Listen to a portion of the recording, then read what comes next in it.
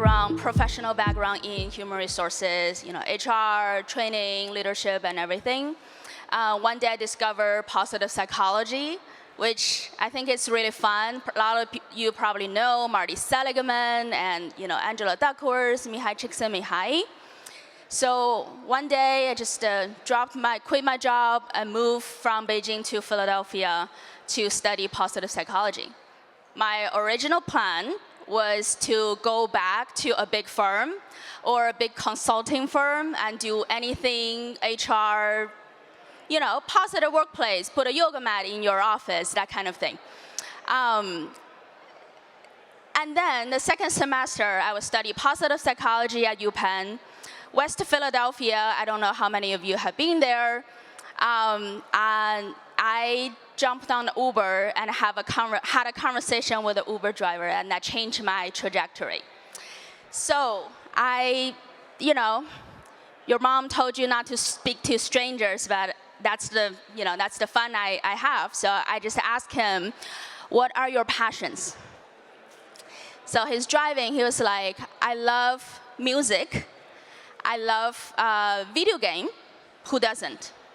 And he said, I love doing construction. Okay, so the second semester, we were studying meaningful work. A really critical intervention was job crafting from Michigan University and some other professors. So because of that, I follow up with another question. I said, which one of your passion can you add value to other people? So he said, I'm not a musician, so not music. I'm not a game designer, so not game. But I love doing construction. I was like, okay. I mean, I really don't know your industry, but hypothetically, you do construction in your Uber time, 20 hours a week. How would you feel? So he was driving. He was like, oh, that would be like in heaven.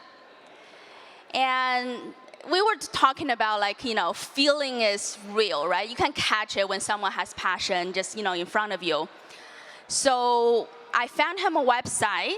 He can rent all the construction tools because he said, construction tools are very expensive. I didn't know, but now I know it's very expensive.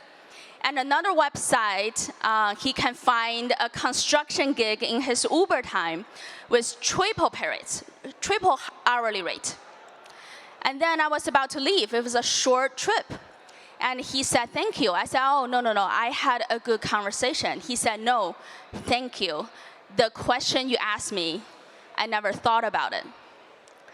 So that was my little aha moment, because those are the interventions literally invented in the Ivy League school next door. He's our neighbor. He has no access to that question. And I saw he was using Facebook back in the day. TikTok was not available yet, and he was using Uber, making extra money. I was like, can I build something that really making that question delivered to him, when he needs it, right? So I went on to build, we started with an app, self-care app, it's like Calm, Headspace, something like that. And then we added some chatbot into it, so kind of like trying the more engaging version.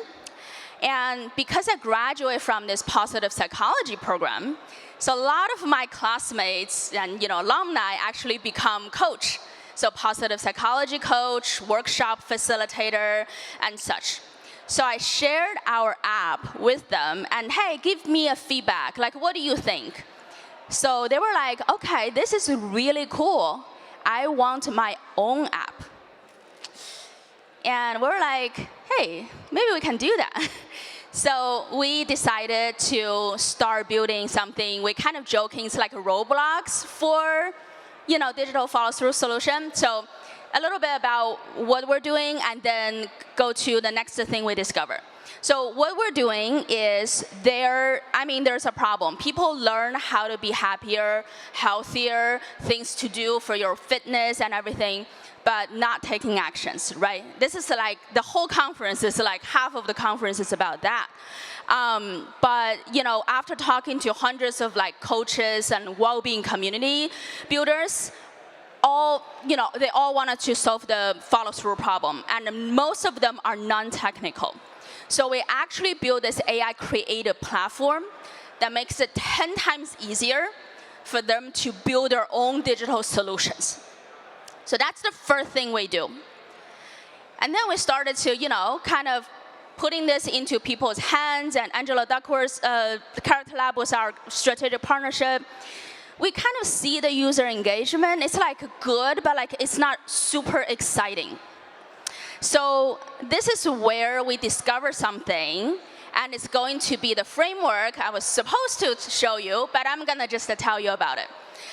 We decided that for a tech for well-being company, we need to think about a Venn diagram. Think about 3 bubbles. The top of the bubble is well-being science. And another bubble is behavioral science, behavioral change, and anything that gets you to do something.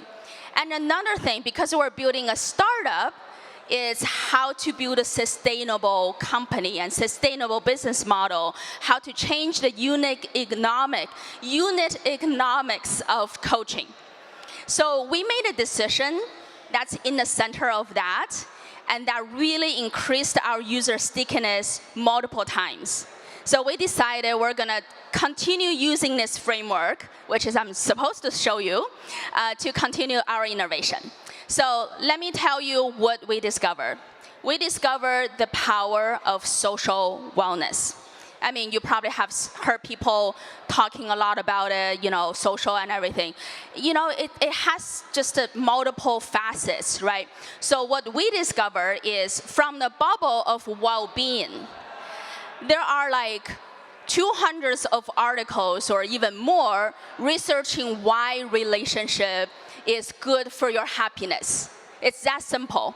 So I'll give you Marty Seligman has a PERMA model, PERMA. The R is positive relationship. I can sit here and talk 2 more hours about, tell you why relationship is so key. But the conclusion is, have a good community, have good relationship with people you love, people you care about, even with strangers, is very key for your well-being. So that's the well-being bubble we checked. And another bubble is behavioral science.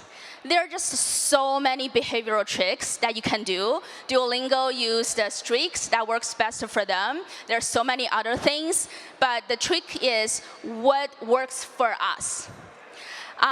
There is one behavioral trick, behavioral kind of science techniques, which is public pledge. Basically, if you say you're gonna do yoga session, you do a yoga session at 3 p.m. tomorrow, and you tell people about it, even just like here, tell strangers. As long as you say it, you make a soft public pledge, you're more likely to do it, right? So you see the link. Right? We wanted people to hang out with each other. What if they hang out with each other and they tell each other what they're gonna do tomorrow? Right? So public pledge, and also, Katie Milkman has a book, How to Change. Highly recommend. A lot of behavioral science was in that. And advisory board is also a very critical part. It's like when you want to make a change, gather a group of people you like and you trust, right? And do that with them, get feedback from them. So we were inspired by some of those, activities and things. So we designed that into our technologies, product. So another side is what makes a good company? What makes a successful company? What makes a sustainable company? How we sustain the business model. There are so many apps, even including some of the most high-profile meditation apps that was unicorn. They're still unicorn, I hope. But they all have this kind of leaking bucket problem. You get 100 people on, and they're leaving, like 90 of them leaving a week later, right? So thinking, oh, great, that's me. Hello. All right. So I'll just keep going.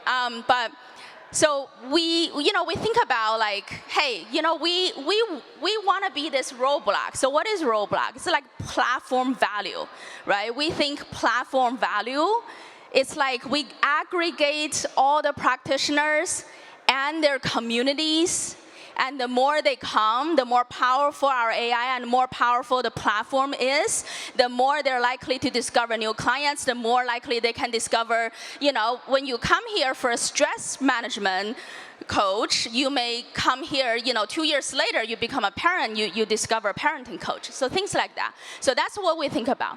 All right, so what we discovered with everything I just shared, we added social wellness into our platform and our app.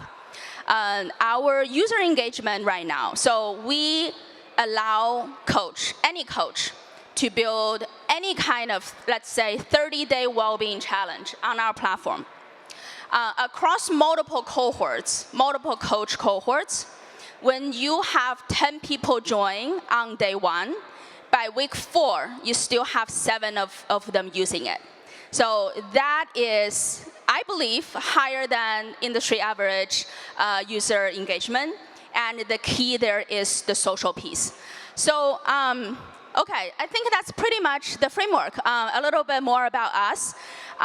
We work with anyone who is either a coach or practitioner, identify as practitioner, or you're a community builder, you care about your community members' well-being, right? So we have a solution for you.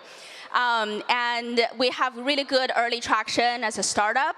Our app was used as Marty Seligman's positive psychology class at UPenn as a companion. We were just joking, like, we literally launched the social wellness feature like 2 days before we launched to his class. And we were just like, oh my God, like Gen Z is gonna hate us, like, we're gonna, kill ourselves. Obviously, I'm not Gen Z. But, when you see the emojis and like people's reply to this prompts coming in, like rushing in, you kind of feel like you have something. So so that's what we're doing. We're working. We're actively growing. So if you know a well-being practitioner or a community builder, welcome to connect me with them or just reach out to me. And we probably have something they would like. Okay, so that's my talk. Thank you. Add me on LinkedIn. Ming Fu is my name, Tech for Wellbeing. Thank you.